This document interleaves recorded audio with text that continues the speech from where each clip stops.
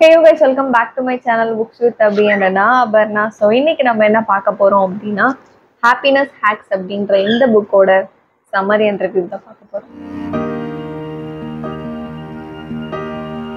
So இந்த புக்கோட author யாரு அப்படின்னு பார்த்தோம்னா அலெக்ஸ் பாமர் அப்படின்னு மென்ஷன் பண்ணியிருக்காங்க. அண்ட் இந்த புக் வந்து எப்போ பப்ளிஷ் பண்ணியிருக்காங்கன்னா 2024 லாஸ்ட் இயர் தான். அண்ட் இந்த புக் பார்த்தோம் அப்படின்னா 2018 ஒருக்கு பப்ளிஷ் பண்ணியிருக்காங்க. அப்புறம் 2024 மறுபடியும் ஏதோ சம் சேஞ்சஸ் ஆட் பண்ணியிருக்காங்கன்னு நினைக்கிறேன். ஸோ அதுக்கப்புறம் லேட்டஸ்ட் புக்காக இந்த லாஸ்ட் இயர் தான் பப்ளிஷ் பண்ணியிருக்காங்க. நான் ரீட் பண்ண வரைக்கும் அப்படிதான். இந்த புக் பார்த்தோம் அப்படின்னா எதுலேயும் ரிவ்யூ பார்த்தனா இல்லை எப்படி வாங்கினேன் அப்படின்னா ரேண்டமாக அமேசானில் பார்த்தது தான். நான் ஆக்சுவலி த ட்ரௌனிங் அப்படின்ற புக்கு இதுக்கு முன்னாடி வீடியோஸ் பார்த்துருப்பீங்க, த ட்ரௌனிங் பை நிக்கி உபாதே. ஸோ அந்த புக் தான் வாங்கலான்னு ஃபர்ஸ்ட் பிளானு. ஸோ அதுக்கு முன்னாடி நான் ஸ்க்ரோல் பண்ணுறப்போ இந்த புக் பற்றி ஜஸ்ட் பார்த்துட்டேன், ரிவ்யூஸ் ரீட் பண்ணேன். அண்டு எனக்கும் ஓகே ட்ரை பண்ணுவோம், ரொம்ப நாளாக செல்ஃப் ஹெல்ப் புக் எதுவும் படிக்கலை அப்படின்னு சொல்லிட்டு கிண்டலில் அப்பப்போ ரேண்டமாக ரீட் பண்ணுறது. பட் அதெல்லாம் புக்காக வாங்கி எதுவும் ஃபிசிக்கல் புக்காக வச்சு படிக்கலை அப்படின்னு சொல்லிட்டு சரி ட்ரை பண்ணுவோம் அப்படி என்னதான் இருக்குன்னு ரேண்டமாக வாங்கினேன் தான். பட் இதில் இருக்கிற பாயிண்ட்ஸ் வந்துட்டு நிறைய பாயிண்ட்ஸ் சொல்லியிருக்காங்க. எனக்கு எல்லாமே ஞாபகம் இருக்கானா கண்டிப்பாக கிடையாது. பட் அதில் வந்துட்டு சில ஒன் ஆர் டூ பாயிண்ட்ஸ் இல்லை ஃபியூ பாயிண்ட்ஸ் வந்துட்டு ஞாபகம் இருக்கு. ஸோ இமீடியட்டாக அப்பப்போ அப்படியே ஞாபகத்துல இருக்குமா அப்படின்னா கிடையாது. ஸோ இதில் நான் ரீட் பண்ண விஷயம் வந்துட்டு எங்கேயாவது என் லைஃப்ல நான் பார்க்குறப்போ இதில் இருக்க பாயிண்ட்ஸ் வந்து ஞாபகம் வரும். ஸோ அப்போ வந்து இதையும் மைண்டில் வச்சுட்டு இதுக்கேற்ற மாதிரி டிசிஷன் எடுக்கலாம். ஸோ அது மாதிரி இந்த புக் வந்து நிறைய இடத்துல ஹெல்ப்ஃபுல்லாக இருக்கும். குட்டி குட்டி விஷயம் தான், சின்ன சின்ன விஷயங்கள் தான், நமக்கு தெரிஞ்ச விஷயங்கள் தான். பட் நமக்கு தெரியாமல் பேக் இன் த மைண்ட் இருக்கும். ஸோ அதை வந்துட்டு எப்படி நம்ம டே டு டே லைஃப்பில் அதை ப்ராப்பராக யூஸ் பண்ணி நம்ம எப்படி ஹாப்பியாக இருக்கலாம் அப்படின்ற மாதிரி தான் புக் இது. ஸோ இதுக்கான சம்மரிஸும் நான் எழுதி வச்சுருக்கேன். அண்ட் இதில் நிறைய விஷயங்கள் பற்றி சொல்லியிருக்காங்க.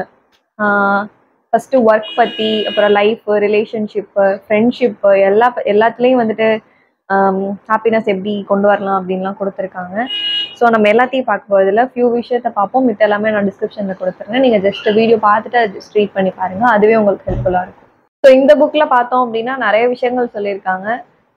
ஒர்க்கில் எப்படி ஹாப்பியாக இருக்கணும், நம்ம விளாட்டா எப்படி ஹாப்பியாக இருக்கலாம், ரிலேஷன்ஷிப்பில் எப்படி ஹாப்பியாக இருக்கணும், நம்ம வீட்டில் என்னென்ன சேஞ்சஸ் பண்ணால் நம்ம சின்ன சின்ன விஷயங்கள் தான் அதெல்லாம் பண்ணால் எப்படி வீடு ஹாப்பியாக இருக்கும், நம்ம ஃப்ரெண்ட்ஷிப்பில் எப்படி ஹாப்பியாக இருக்கலாம். அதுக்கப்புறம் ஹெல்த்லேயும் வந்துட்டு சளி பிடிச்சா கூட நீங்கள் ஏதாவது ஒரு ஹாப்பி தாட்ஸ் பற்றி நினச்சிக்கோங்க, உங்களுக்கு அந்த கோல்டுக்கான ஒரு இம்யூனிட்டி கிடைக்கும் அப்படின்ற மாதிரிலாம் அந்த புக்கில் மென்ஷன் பண்ணியிருக்காங்க. எல்லாமே சயின்டிஃபிக்கலி ப்ரூவன் அப்படின்னு சொல்லிட்டு அதை வந்து scientifically proven some website or புக்ஸில் ரீட் பண்ணியிருப்பாங்கல்ல. ஸோ அந்த டீட்டெயில்ஸும் இந்த புக்கோட எண்டில் கொடுத்துருப்பாங்க. அதெல்லாம் படிக்கல, பட் அது புக்கில் கொடுத்துருந்தாங்க. அதுக்கப்புறம் வந்துட்டு கடைசியாக இவ்வளோத்தையும் இந்த புக்கில் கொடுத்துட்டு லாஸ்ட்டாக இந்த புக்கில் வந்துட்டு வாழ்க்கைன்னா அப்ஸ் அண்ட் டவுன்ஸ் இருக்க தான் செய்யும், லைஃப் வந்துட்டு ஃபுல்லாக ஹாப்பியாக இருக்கணும் எக்ஸ்பெக்ட் பண்ணக்கூடாது. ஸோ டவுன்ஃபால் இருந்துச்சு அப்படின்னா அதையும் எப்படி அக்செப்ட் பண்ணிக்கணும், அதையும் எப்படி ஃபேஸ் பண்ணணும் அப்படின்ற மாதிரி அப்படியும் சொல்லலை, அந்த மாதிரி இருந்துச்சு. பட் அதுக்கப்புறம் வந்துட்டு ஃபுல்லாக ஹாப்பியாகவே இருந்தோம் அப்படின்னா நம்ம வந்துட்டு ஒரு வீக்கான கேரக்டர் மாதிரி, நம்ம லைஃப்பில் அப்பப்போ ஏதாவது ஸ்ட்ரகிள்ஸ் இருந்தால் தான் அதை ஃபேஸ் பண்ணுறப்போ நம்ம கொஞ்சம் ஸ்ட்ராங் ஆகும்ல. ஸோ அதனால லைஃப்பில் அப்ஸ் அண்ட் டவுன்ஸ் வேணும் அப்படின்ட்டு லாஸ்ட்டாக சொல்லியிருப்பாங்க. ஸோ அதுக்கப்புறம் தான் ஓகே, ஃபுல்லாக ஹாப்பியாக இருந்தாலும் அது நல்லா இருக்காது, நம்மளோட கேரக்டர் ஃபுல்லாக எவால்வ் ஆகிருக்காது, நம்ம அப்படியே ஒரு வீக்கான ஒரு பர்சனாகவே தான் இருப்போம். ஸோ வாழ்க்கைன்னா சில அடிகள் வேணும், ஸோ அடிக்க தான் நம்ம வந்துட்டு ஸ்ட்ராங்காக மாறும் அப்படின்ற மாதிரி லாஸ்ட்டாக முடிச்சிருப்பாங்க. ஸோ இதில் வந்துட்டு நம்ம ஒன்று ஒன்றா பார்க்கலாம். நான் எல்லாமே சொல்ல போகிறதில்ல, ஆல்ரெடி சொன்ன மாதிரி நம்ம இதில் happy at work, happy in play, happy in love, இந்த மாதிரி இந்த 3 விஷயத்தை மட்டும் பார்த்துட்றேன். மித்த எல்லாத்தையும் வந்துட்டு டிஸ்கிரிப்ஷனில் கொடுத்துட்றேன். So first point, what exactly is happiness அப்படின்னு போட்டிருந்தா சிம்பிளான ஒரு டெஃபினேஷன் தான் கொடுத்துருந்தாங்க. அது ஒன்றுமே கிடையாது, அது வந்து டோபமைன் அப்படிங்கிற ஒரு விஷயம் தான் காரணம். அதனால உங்கள் பிரெயின் ஸ்டிமுலேட் ஆகி நீங்கள் ஹாப்பியாக ஆகுறீங்க அதை சொல்லிட்டாரு. ஸோ அந்த டோபமைன் அப்படிங்கிறது நமக்கு எதில் இல்லை, நிறைய விஷயத்தில் டோபமைன் கிடைக்கும். அதே வந்து 2 டைப்ஸாக சொல்கிறாங்க. ஒன்று வந்துட்டு நமக்கு ஷார்ட் டேர்மாக சில ஹாப்பினஸ் இருக்கும். ஷார்ட் டேர்மில் இப்போ வந்துட்டு மினிட்ஸ் கணக்கிலலாம் நமக்கு ஹாப்பினஸ் இருக்குது. அதுக்கு காரணம் வந்து ரீல்ஸு, ஷார்ட்ஸ், இந்த மாதிரி விஷயம்தான்.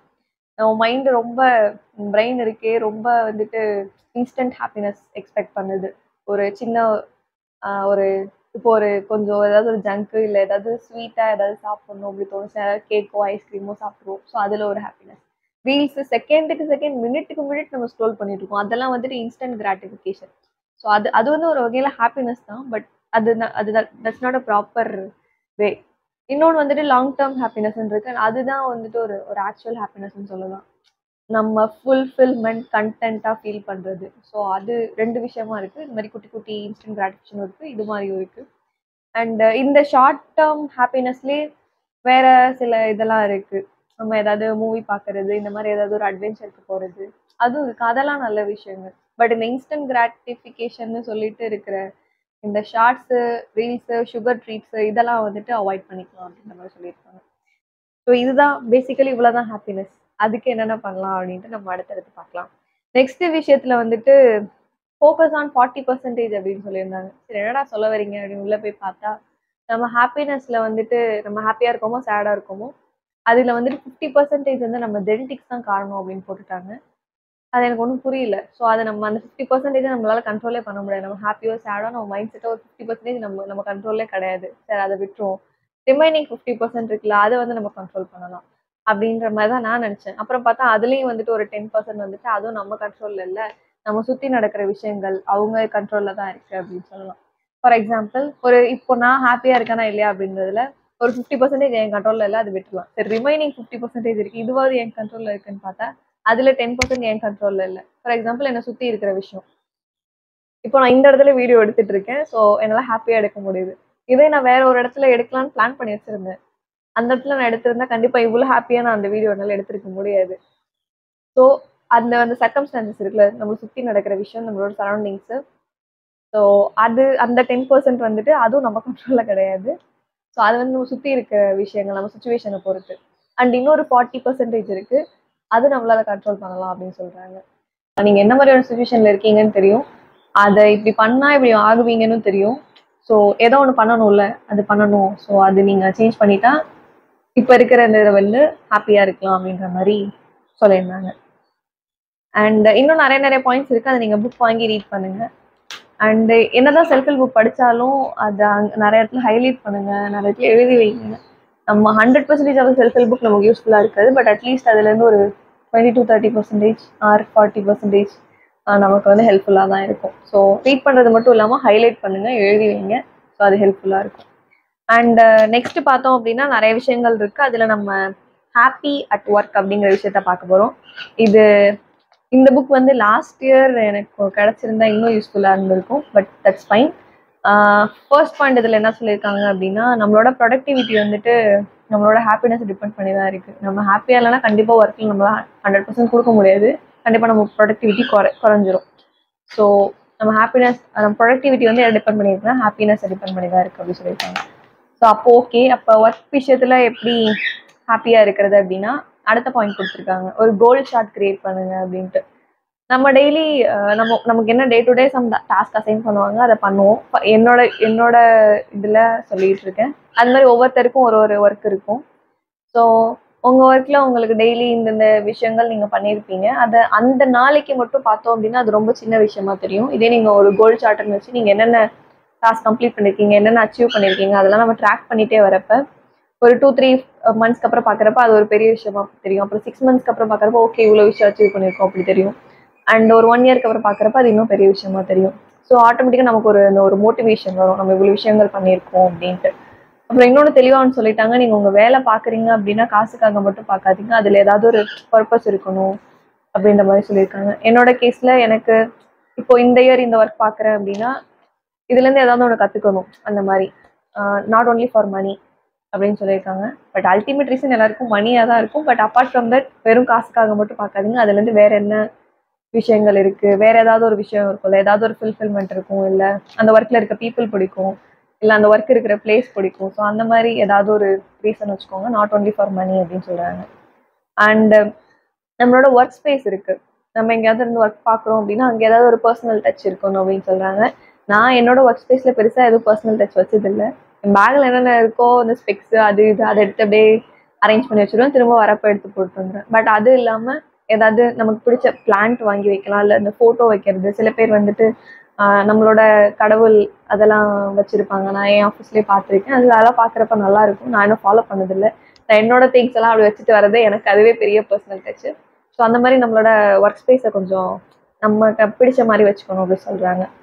நெக்ஸ்ட் வந்துட்டு நம்ம ஒர்க்குக்கு போகிறோம்ல, அந்த ட்ராவல் டிஸ்டன்ஸ், அந்த கம்யூட், அது வந்து ரொம்ப ரொம்ப இம்பார்ட்டன்ட். நம்ம இப்போ ரொம்ப லாங்காக ட்ராவல் பண்ணி போனாலுமே அந்த கம்யூட் ஹவர்ஸில் நம்ம என்ன பண்ணுறோம், அது நமக்கு ஹாப்பியாக இருக்கோமா அந்த டைமில், ஏதாவது அது ரொம்ப கஷ்டப்பட்டு நம்ம ட்ராவல் பண்ணி போகிறோமா, அதையுமே பார்த்துக்கணும். ஸோ அப்படி நம்ம ட்ராவல் டிஸ்டன்ஸில் ரொம்ப கஷ்டப்பட்டு போகிறோம் அப்படின்னா ஒர்க் எங்கே இருக்கோ அதுக்கேற்ற மாதிரியே நம்ம தங்கிக்கணும். அதுக்கு பக்கத்துலேயே டிஸ்டன்ஸ் கம்மியாக இருக்கிற மாதிரியே நம்ம ஸ்டே பண்ணிக்கணும் அப்படின்னு சொல்லியிருந்தாங்க. அதுக்கப்புறம் வந்துட்டு இன்னொன்று முக்கியமான விஷயம், ஒர்க்கில் எப்போ ஒர்க் பார்த்தாலும் இன்பிட்வீன் நிறைய ஃப்ரீக்வெண்ட் பிரேக்ஸ் இல்லை, இன்பிட்வீன் பிரேக்ஸ் எடுக்கணும். அப்படியே கண்டினியூஸாக டே அண்ட் நைட்டாக ஒர்க் பண்ணுறது ஸ்ட்ரெஸ்ஃபுல்லாக அப்படிலாம் இல்லாமல் கொஞ்சம் ஒரு 10 மினிட்ஸ் 15 மினிட்ஸ் ரிலாக்ஸ் ஆகிட்டு திரும்ப வந்து கண்டினியூ பண்ணுறப்ப இன்னும் நமக்கு ப்ரொடக்டிவிட்டி அதிகமாக இருக்கும் அப்படி சொல்கிறாங்க. அண்ட் டோன்ட் ரிட்டையர் ஏர்லி, சீக்கிரம் ரிட்டையர் ஆகாதீங்க எப்போவுமே, ஏன்னா அதுக்கப்புறம் ரொம்ப போரிங்காக இருக்கும். ஸோ அதனால முடிஞ்ச வரைக்கும் ஒர்க் பண்ணிகிட்டே இருக்கணும், இல்லை ஏதாவது லைஃப்பில் ஏதாவது ஒன்று பண்ணிகிட்டே இருக்கணும் அப்படின்ற மாதிரி தான் சொல்லியிருப்பாங்க. ஸோ இது மட்டும் இல்லை, இது இல்லாமல் இன்னும் நிறைய பாயிண்ட்ஸ் இருக்குது. ஸோ எல்லாத்தையும் நான் சொன்னால் நல்லா இருக்காது, நீங்கள் புக் வாங்கி ரீட் பண்ணுங்கள். ஸோ நெக்ஸ்ட் பாயிண்ட் பார்த்தோம், நெக்ஸ்ட் சாப்டர் பார்த்தோம் அப்படின்னா ஹாப்பி அட் பிளே அப்படின்ட்டு போட்டிருக்காங்க. ஸோ இது வந்துட்டு இவ்வளோ நேரம் ஒர்க் பற்றி பேசணும். இப்போ நம்மளோட ஃப்ரீ டைம் இருந்துச்சுன்னா அந்த டைமில் நம்ம என்ன பண்ணுவோம், நம்மளோட லெஷர் டைம் அதை எப்படி ஹாப்பியாக மாற்றுறது. தூங்கலாம், தூங்குறது பெரிய பெரிய ஹாப்பினஸ், பெரிய ஒரு பீஸ்ஃபுல்னஸ், ஹாப்பினஸ் இல்லை பீஸ்ஃபுல்னஸ், அது ஒன்று பண்ணலாம். அது இல்லாமல் apart from that there are so many things that we can do. So அது என்னென்ன அப்படின்ட்டு பார்க்கலாம். ஸோ ஃபர்ஸ்ட் திங் வந்துட்டு கோ அவுட் சைடுன்னு போட்டுட்டாங்க. அங்கேயே இருக்காதிங்க, ஒரு இடத்துல இருக்காதிங்கிற மாதிரி. தூங்குறதை தவிர சும்மா அப்படிலாம் இருக்காதிங்க, ஏதாவது ஒன்று பண்ணிகிட்டே இருக்கணும். ஸோ அதுக்காக வெளியில் போங்க, ஏதாவது ஒரு வாக் போகலாம், ஒரு பார்க் போகலாம், இல்லை எங்கேயாவது ஜஸ்ட் வெளியில் போங்க, அதே இடத்துல இருக்காதிங்க அப்படின்னு சொல்லிடுறாங்க. இன்னொன்று வந்து getting out of your comfort zone, இதுவும் அதே மாதிரி. Getting out of your comfort ஜோன்னா ரூமை விட்டு வெளில போகிறது அந்த மாதிரி கிடையாது. ஸோ ஏதோ அப்படியே ஸ்டாக்னண்ட்டாகவே இருக்கக்கூடாது. நெக்ஸ்ட் ஏதோ ஒன்று பண்ணணும், ஏதாவது பண்ணிக்கிட்டே இருக்கணும். அதுதான், அது உங்களுக்கே தெரியும் கம்ஃபர்ட் ஜோன், அதெல்லாம் நீங்களே பார்த்துக்கோங்க. அடுத்து வந்துட்டு இந்த இன்டர்நெட்ல டைம் ஸ்பெண்ட் பண்ணுறது, திரும்ப திரும்ப இந்த ரீல்ஸ் ஷார்ட்ஸ் இதை பற்றி தான் சொல்லிட்டு இருக்காங்க. அது நம்ம லைஃப்பில் வந்துட்டு பயங்கர நெகட்டிவ் இம்பாக்ட் கொடுக்கும். நானும் இப்போ கொஞ்சம் கொஞ்சம் கண்ட்ரோல் பண்ணிட்டு தான் இருக்கேன். நானும் பயங்கரமாக இன்ஸ்டாகிராம் ரீல்ஸ் பார்க்குற ஆள் தான். பட் இப்போ வந்துட்டு கொஞ்சம் குறைச்சிருக்கேன். அண்ட் யூடியூப் ஷார்ட்ஸ் கூட அவ்வளோ பார்க்க மாட்டேன். இன்ஸ்டாகிராம் ரீல்ஸ் வந்துட்டு ரொம்ப பார்த்துட்டு இருந்தேன். But I can see the changes. இப்போ வந்து கொஞ்சம் ரெடியூஸ் பண்ணியிருக்கேன். அதுக்குன்னு ஒரு டைம் வச்சிருப்பேன், கொஞ்ச நேரம் பார்க்கணும் அப்படிலாம் தோணும். இப்படி கண்டிப்பாக கம்ப்ளீட்டாக ஃபுல்லாக அவாய்ட் அப்படிலாம் கிடையாது. கொஞ்ச நேரம் பார்ப்பேன், but too much of time அதில் ஸ்பெண்ட் பண்ணக்கூடாது. அதனால நிறைய நெகட்டிவ் இம்பாக்ட்ஸ் இருக்குன்னு சொல்கிறாங்க. நெக்ஸ்ட் பார்த்தோம் அப்படின்னா ரொம்ப ரொம்ப எனக்கு பிடிச்ச விஷயம், வெளியில போங்க அப்படின்னு சொல்லிட்டாங்கல்ல, பார்க் அந்த மாதிரி இல்லைனாலும் ஏதாவது ஷாப்பிங் போங்க. ரொம்ப இதுவும் நிறைய அப்படிலாம் வாங்கலாம்னு ஏதாவது குட்டி குட்டி ஷாப்பிங் அந்த மாதிரி பண்ணலாம். நானே அந்த டிஃப்ரென்ஸ் பார்த்துருக்கேன்.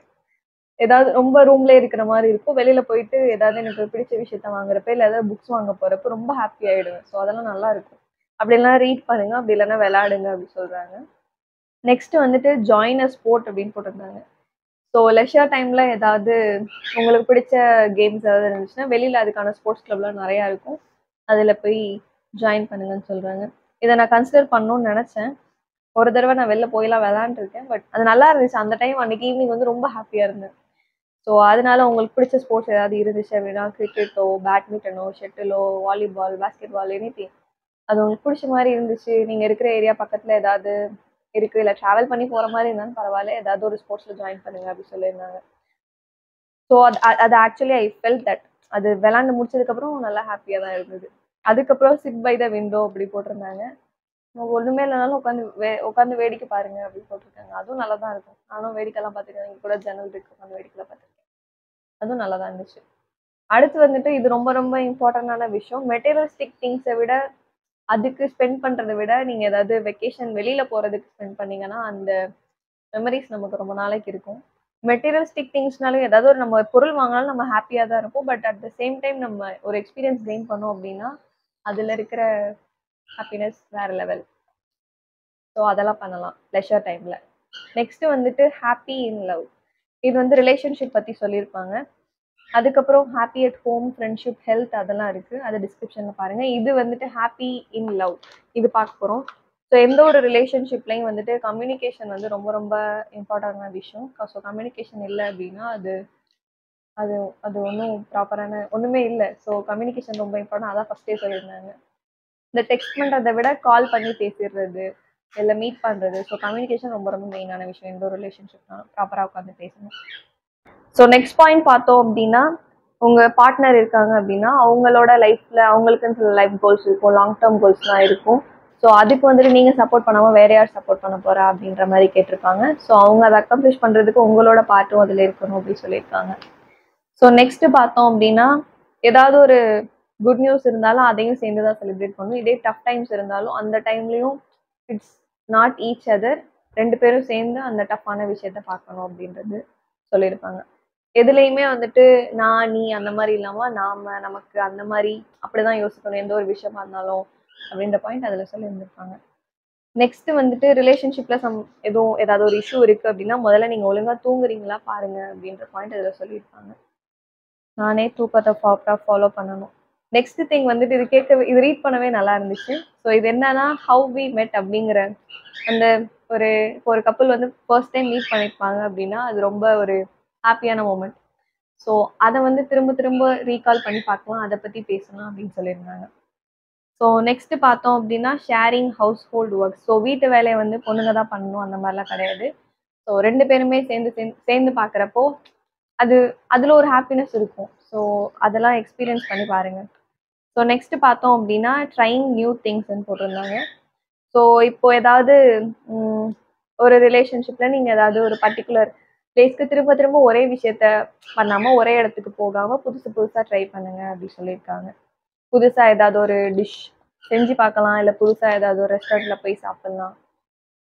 எதுனாலும் இதே பண்ணாமல் நியூ திங்ஸ் ட்ரை பண்ணுங்க, அந்த எக்ஸ்பீரியன்ஸ் நல்லா இருக்கும்னு சொல்கிறாங்க.